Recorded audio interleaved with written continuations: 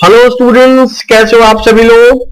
I hope आप सब लोग बहुत अच्छे होंगे और अपनी हेल्थ का भी बहुत अच्छे से ध्यान रख रहे होंगे। मैं हूं डॉक्टर सुरेश कुमार यादव और आज हम लोग डिस्कस करने वाले हैं क्लास 8 के चैप्टर नंबर 5 जिसका नाम है कोल एंड पेट्रोलियम। बच्चों, हम लोग चैप्टर पहले ही पढ़ चुके हैं और आज हम लोग डिस्कस करेंगे अबाउट कीवर्ड्स। ये सारे कीवर्ड्स आपको पहले से ही पता होंगे, राइट, क्योंकि हम लोग ने चैप्टर कवर अप कर लिया है। अगर नहीं पता है तो इन कीवर्ड्स को समझना बहुत ज्यादा जरूरी है। ओके, तो स्टार्ट करते हैं। सबसे पहला जो वर्ड है दैट इज रिसोर्स। अगर हम सबसे पहले ही वर्ड की बात करते हैं तो resource. What is resource, how can we define resource. तो आखिर रिसोर्स क्या है। So any substance which is around us and that we are using, any substance which is useful to us is known as resource। अपने आसपास की कोई भी ऐसी चीज जिसको कि आप यूज कर रहे हैं अपने बेनिफिट के लिए, that is known as a resource, right।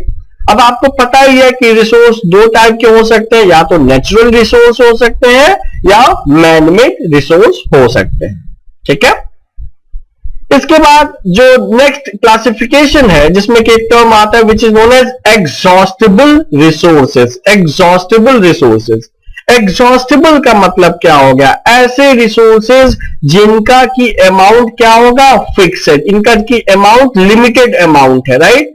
और अगर वो एक बार फिनिश हो गए तो वो दोबारा से बनाए नहीं जा सकते हैं।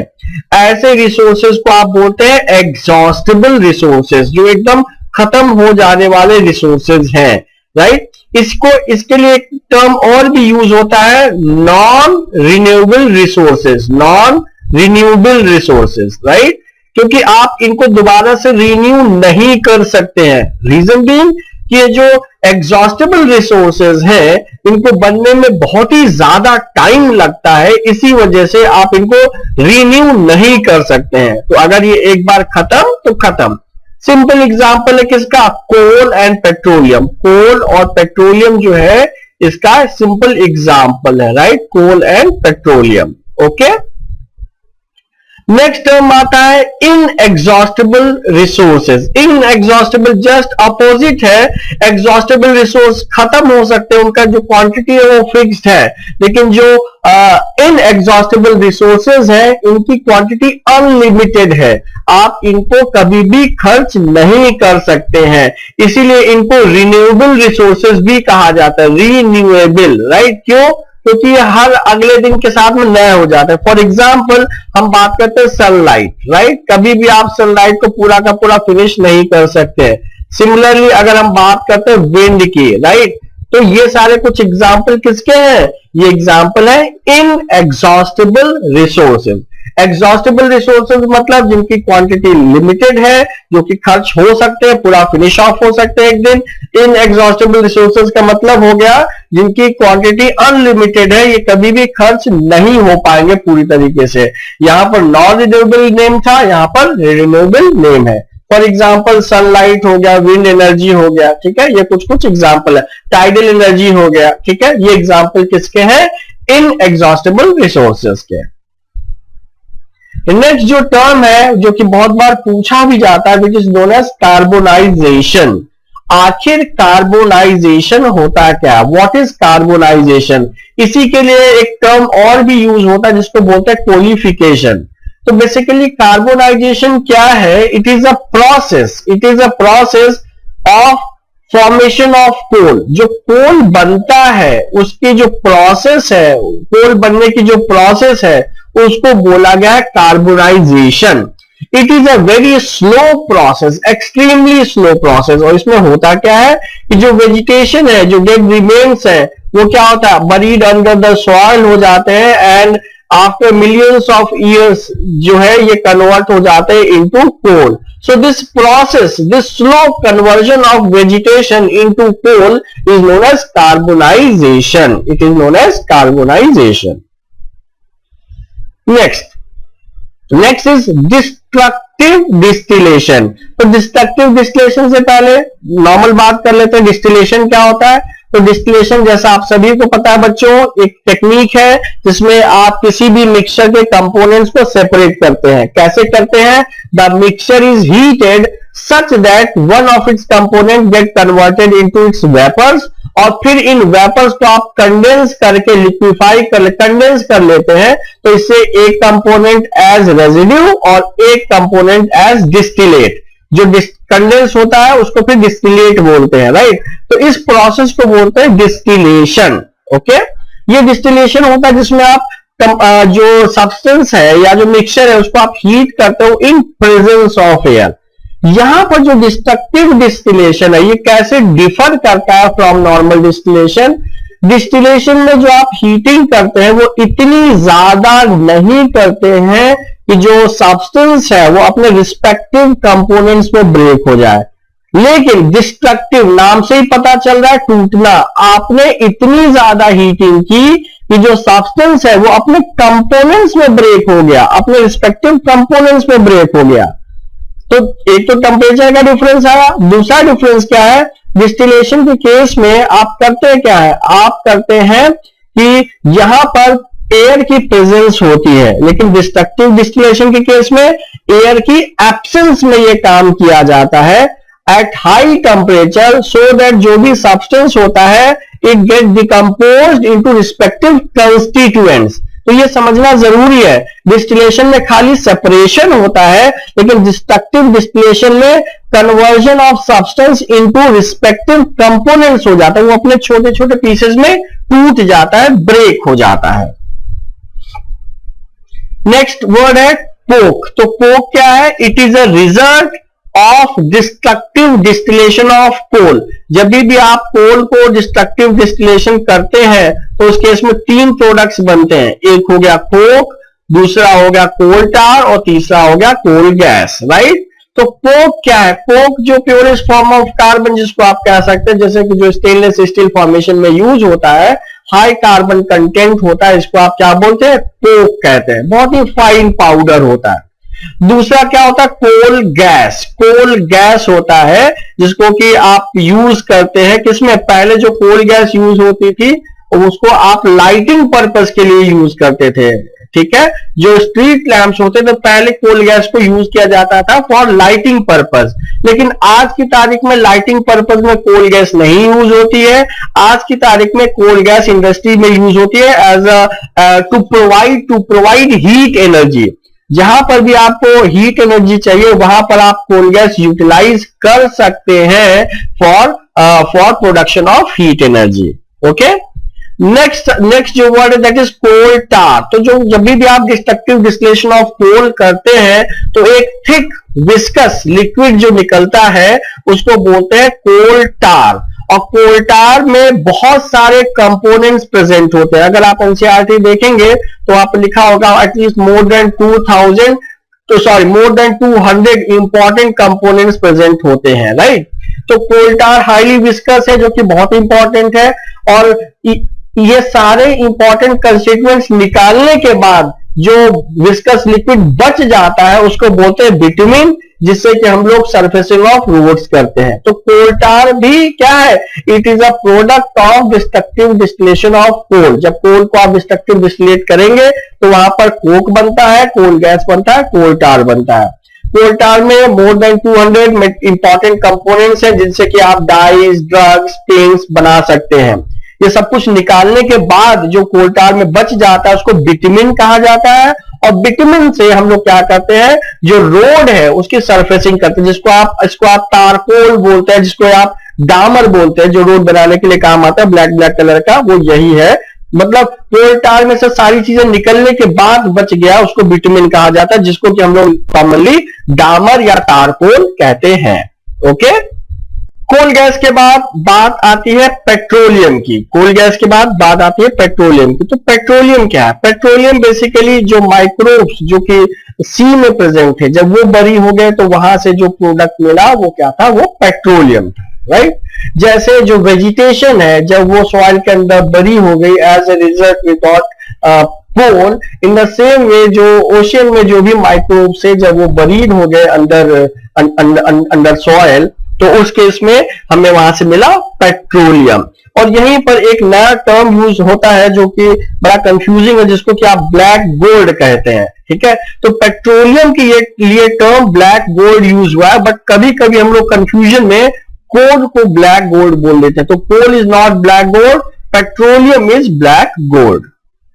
ठीक है, अब बात आती है कि what is refining of petroleum and why it is necessary. तो इससे पहले थोड़ा सा और समझ लेते हैं कि रिफाइनिंग कैसे करते हैं। हम लोगों ने इससे पहले नॉर्मल डिस्टिलेशन की बात की थी। ठीक है, इसके बाद हम लोगों ने डिस्ट्रक्टिव डिस्टिलेशन की बात की थी। एक और टर्म होता है जिसको बोलते हैं फ्रैक्शनल डिस्टिलेशन, राइट। तो फ्रैक्शनल डिस्टिलेशन क्यों यूज किया जाता है? देखिए, डिस्टिलेशन में अगर बॉइलिंग पॉइंट का डिफरेंस, दो या जो लिक्विड्स है उनके बॉइलिंग पॉइंट का डिफरेंस अगर ग्रेटर देन 20 डिग्री सेंटीग्रेड है, तब तो आप उनको सेपरेट कर सकते हो with the help of normal distillation. लेकिन अगर उनका बॉइलिंग पॉइंट का डिफरेंस लेस देन 20 है, तो उस केस में आप उनको नॉर्मल डिस्टिलेशन से सेपरेट नहीं कर सकते हो। You have to go for fractional distillation. आपको पता ही है कि फ्रैक्शनेटिंग कॉलम क्या होता है। सिर्फ ये एडिशनल फ्रैक्शनेटिंग कॉलम आप डिस्टिलेशन यूनिट में लगा देते हैं, बाकी सारी चीजें बिल्कुल सेम है। तो जो मेथड है उसको बोलते हैं क्या? Fractional distillation. इस मेथड के थ्रू या इस प्रिंसिपल के थ्रू आप जो पेट्रोलियम है उसके सारे कंपोनेंट्स को अलग करते हैं। लेकिन जो प्रोसेस है उसको कहा गया रिफाइनिंग ऑफ पेट्रोलियम। क्योंकि जो क्रूड पेट्रोलियम है, जो आप सॉइल से जो ऑब्टेन करते हैं, जो ऑयल वेल से आप निकालते हैं, that is basically crude petroleum, और उसमें बहुत सारे कंपोनेंट्स होते हैं, इसीलिए उसको ब्लैक गोल्ड कहा गया है। ठीक है, रिफाइनिंग में होगा क्या कि भाई ऐसे सब्सटेंसेस जिनका बॉइलिंग पॉइंट कम है, पहले वो निकलेंगे, फिर उससे ज्यादा बॉइलिंग पॉइंट वाले, फिर ज्यादा बॉइलिंग पॉइंट वाले, एंड सो ऑन। जैसे कि अगर हम बात करते हैं, एकदम सिंपल एग्जांपल, अगर हम बात करते हैं एलपीजी की, ठीक है, तो एलपीजी सबसे पहले पेट्रोलियम में से बाहर निकलेगा, फिर पेट्रोल निकलेगा, फिर कैरोसिन निकलेगा, फिर डीजल निकलेगा, एंड सो ऑन, राइट। तो मतलब जो वेरियस कंपोनेंट्स हैं जो ऑब्टेन किए जाते हैं from the crude petroleum is by the method of fractional distillation, and the process is known as refining of petroleum या पेट्रोलियम रिफाइनिंग। ठीक है, ओके, तो ये फ्रैक्शनल डिस्टिलेशन भी आ गया। फ्रैक्शनल डिस्टिलेशन में जैसे मैंने अभी आपको एक्सप्लेन किया कि ये यूज कब होता है, यूज कब होगा कि जो कंपोनेंट्स हैं उनका अगर बॉइलिंग पॉइंट का डिफरेंस अगर लेस देन 20 डिग्री सेंटीग्रेड है, तब आप उसको नॉर्मल डिस्टिलेशन से सेपरेट आउट नहीं कर सकते हैं, तब आपको फ्रैक्शनल डिस्टिलेशन ही यूज करना पड़ेगा। तो उस केस में होता क्या है कि आप फ्रैक्शनेटिंग कॉलम एड ऑन कर देते हैं normal distillation unit, and as a result of this fractionating column, जिसका बॉइलिंग पॉइंट अचीव हुआ है, जिस भी कंपोनेंट का बॉइलिंग पॉइंट अचीव हुआ है, वो वेपर की फॉर्म में आगे बढ़ेगा, और जो बाय मिस्टेक ऊपर चले गए थे वो एक्सपेंशन की वजह से जब कूलिंग होगी तो वापस से वो ट्रिकल डाउन कर जाएंगे। कहने का मतलब एक बार में एक ही कंपोनेंट बाहर निकलेगा। नेक्स्ट इज फॉसिल फ्यूल, कि आखिर फॉसिल फ्यूल क्या है। तो देखिए, फॉसिल पहले समझ लेते हैं। तो हमने आपको बताया था कि जब भी किसी प्लांट का या किसी एनिमल का इंप्रेशन आपको रॉक्स में दिखता है, तो उस रॉक को हम लोग बोलते हैं फॉसिल। अगर ये रॉक था और यहाँ पर कुछ इंप्रेशन दिख रहा है रॉक में, दैट मींस उस रॉक को बोलते हैं फॉसिल। ठीक है, फॉसिल फ्यूल क्या है कि देखिए, जो भी वेजिटेशन बनी हुआ अंडर द सॉइल, ठीक है, फिर उसमें मिलियंस ऑफ ईयर्स लगे, then it finally converted into fuel, तो उसी को कहा गया फॉसिल फ्यूल। तो जो कोल एंड पेट्रोलियम है, these are considered as fossil fuels. CNG compressed natural gas, right. अब देखिए बच्चों, जैसे हम लोग जब भी फॉसिल फ्यूल यूज करते हैं, तो फॉसिल फ्यूल में यूज करने में कुछ प्रॉब्लम्स भी हैं। क्या प्रॉब्लम्स है? पहली चीज तो नेचर में पोल्यूशन बढ़ रहा है, राइट। क्यों पोल्यूशन बढ़ रहा है? क्योंकि जो फॉसिल फ्यूल है इसमें सल्फर और नाइट्रोजन प्रेजेंट होता है एज इंप्योरिटी। तो जैसे ही आप फॉसिल फ्यूल को बर्न करते हैं तो कार्बन डाइऑक्साइड वाटर वेपर के साथ साथ नाइट्रोजन और सल्फर के ऑक्साइड्स भी बनते हैं जो कि नेचर में प्रेजेंट रहते हैं। एंड अगर इन्हीं की जब क्वांटिटी ज्यादा हो जाती तो वही एसिड रेन का फॉर्मेशन भी कर सकते हैं, राइट। क्योंकि अगर नाइट्रोजन का ऑक्साइड है तो वाटर में डिसॉल्व होकर वो नाइट्रिक एसिड का फॉर्मेशन करेगा, और अगर सल्फर का ऑक्साइड है तो वाटर में डिसॉल्व होकर वो सल्फर डाइऑक्साइड सल्फ्यूरिक एसिड का फॉर्मेशन करेगा। जब भी हम सीएनजी की बात करते हैं, कंप्रेस्ड नेचुरल गैस की बात करते हैं, तो इसमें नाइट्रोजन और सल्फर एज इंप्योरिटीज प्रेजेंट नहीं है। दैट मींस जब आप सीएनजी को बर्न करते हैं तो इन दैट केस आपको सिर्फ और सिर्फ कार्बन डाइऑक्साइड और वाटर मिलेगी, राइट। वहां पर SO2 और NO2 का फॉर्मेशन नहीं होगा। That means CNG is a more cleaner fuel, comparatively cleaner fuel है, राइट। तो इसीलिए दिल्ली वगैरह में आप देखिए कि जितने भी बसेस हैं या मोस्ट ऑफ द जो व्हीकल्स हैं तो ग्रेजुअली क्या होती जा रही है, सीएनजी होती जा रही है, कंप्रेस्ड नेचुरल गैस से चलती हैं। अच्छा, एक क्वेश्चन यहां पर भी आता है कि ये जो कंप्रेस्ड नेचुरल गैस है ये लिक्विड होता है कि गैस होता है? सही मानों में ये गैस है, लेकिन इसको जब कंप्रेस किया जाता है, सिलेंडर में भरा जाता है, तब ये लिक्विफाइड हो जाता है। आप लोगों ने एलपीजी भी सुना होगा, एलपीजी, राइट। तो एलपीजी का full form liquid petroleum gas नहीं है, लिक्विफाइड पेट्रोलियम गैस है। मतलब जब आप इस पर ट्रिमेंडस प्रेशर एक्सर्ट करते हो तभी वो गैस जो है वो लिक्विफाई होती है और सिलेंडर्स में भरी जाती है।